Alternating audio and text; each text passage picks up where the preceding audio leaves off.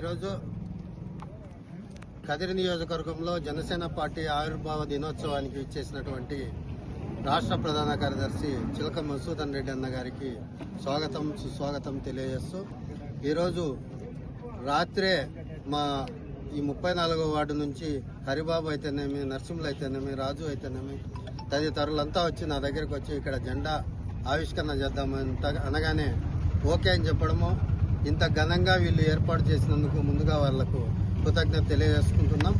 ఎందుకంటే జనసేన పార్టీని ఆ రోజు ఆయన ఎంతో విలాసవంతమైన జీవితాన్ని వదిలి రాష్ట్ర ప్రజలందరి కోసము ఆయన వాళ్ళ కష్టాలను తీర్చాలి అనే ఉద్దేశంతో పవన్ కళ్యాణ్ గారు తన విలాసవంతమైన జీవితాన్ని వదిలి ఈ రాజకీయాల్లోకి రావడం జరిగింది.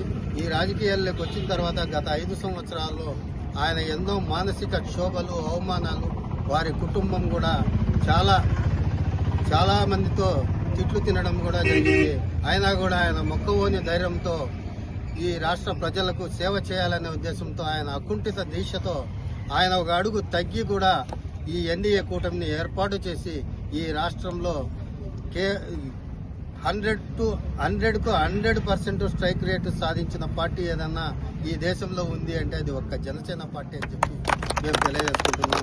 ఎందుకంటే 21 మంది ఎంపీలు, ఇద్దరు ఎంపీలను 21 మంది ఎమ్మెల్యేలను గెలిపించిన ఘనత ఆయనకే దక్కుతుంది. అలాగే కూటమి పార్టీలలో కూడా దాదాపు 94% స్ట్రైక్ రేటును తీసుకురావడానికి ఆయన ఎంతగానో కృషి చేసిన సందర్భం అయితే ఉంది. కాబట్టి ఈరోజు ఆయన చేసిన సేవలు నిర్వివాదాంశం. అలాగే ఆయన ఈరోజు గ్రామీణాభివృద్ధి శాఖ మంత్రిగా ఈరోజు ఎన్నో గిరిజన గ్రామాలకు రోడ్డు సౌకర్యం లేకోకుండా డోలీలలో గర్భిణీల స్త్రీలను మూత తీసుకొని వచ్చి హాస్పిటల్లో చూపించిన దాఖలాలు ఉన్నాయి. అలాంటి గ్రామాలకి ఈరోజు ఆయన రోడ్లు వేసి గిరిజన గ్రామాలన్నిటికీ ఆయన ఒక ఆరాధ్య దైవం అయిపోయి ఈరోజు ఉన్నాడు.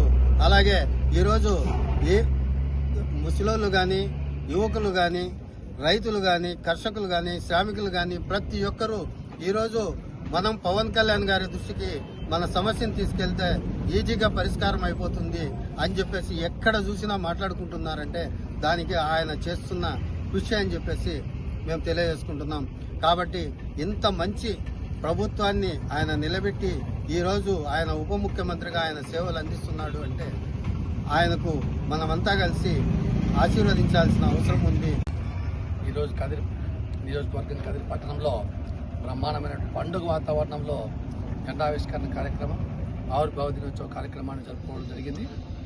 ఈ సందర్భంగా పవన్ కళ్యాణ్ గారికి మరీ ముఖ్యంగా జనసేన పార్టీ కదిరి నియోజకవర్గ ఇన్ఛార్జికు భైరవప్రసాద్కి, అదేవిధంగా శివశంకర్ గారికి, అనురాధ గారికి, అదే ముఖ్య నాయకులందరికీ కూడా, ఎన్నికల కార్యకర్తలందరూ కూడా చాలామంది కార్యకర్తలు వచ్చారు. వీళ్ళందరూ కూడా పేరున నేను ఈరోజు ఆవిర్భావ దినోత్సవ శుభాకాంక్షలు తెలియజేస్తా ఉన్నా.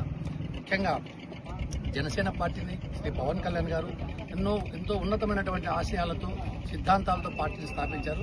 మనం అందరం కూడా ఆయన ఆశయాలు కొనసాగించేందుకోసం గట్టిగా అందరం కూడా కృషి చేయాలి. అదేవిధంగా ఆయన ఎంతో మహోన్నతమైనటువంటి గొప్ప జీవితాన్ని వదులుకొని, ఎందుకంటే ప్రజల కోసం, మన రాష్ట్రం కోసం ఆయన రాజకీయాల్లోకి వచ్చారు.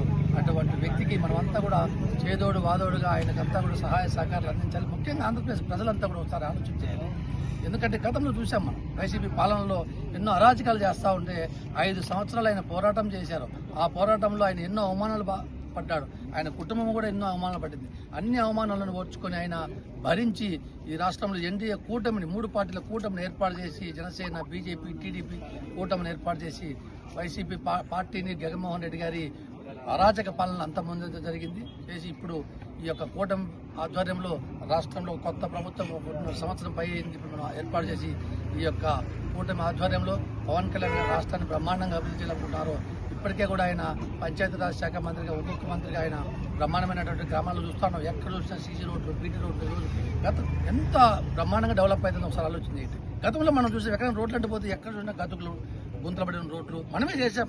జనసేన పార్టీ నాయకులు, కార్యకర్తలు అంతా కూడా ఆయన పిలుపు మేరకు ఎన్నో రోడ్లు కూడా మనం వేయడం జరిగింది. ఎన్నో గుంతలు పూడ్చాం. కానీ ఈ రోజు ఆ పరిస్థితి లేదు. ఎక్కడ గుంత గడిపెడినా, ఎక్కడ ఇబ్బంది ఉన్న వెంటనే అసలు సోషల్ మీడియాలో చూసి కూడా ఆయన వెంటనే రియాక్ట్ అయ్యి స్పందించి ఆ రోడ్డు వేపిస్తారు. గతంలో ఎక్కడ మన రోడ్లంటే పోయే పరిస్థితి ఉండేది కాదు. అదేవిధంగా ఎన్డీఏ పార్టీ ఆధ్వర్యంలో సూపర్ 6 బ్రహ్మాండంగా అమలైంది. అదేవిధంగా మనం ఒకటే ఆలోచన చేయాలి, ఇటువంటి నాయకుడు మనకు దొరకడం అదృష్టం.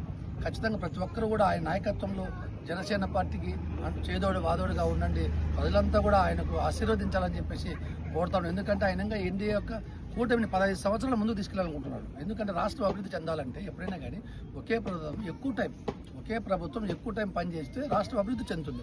5 సంవత్సరాలకు ఒకసారి ప్రభుత్వం మారుతా ఉంటే రాష్ట్రం డెవలప్మెంట్ కూడా కాదు. కాబట్టి ఎందుకంటే వైసీపీ అంటే దుర్మార్గులు మళ్ళీ అధికారంలోకి వస్తే రాష్ట్రం అధోగతి బాధవుతుంది. ఇప్పటికే గత 5 సంవత్సరాల్లో మనం 10 సంవత్సరాలకు వెళ్ళిపోయింది వాళ్ళ పరిపాలన.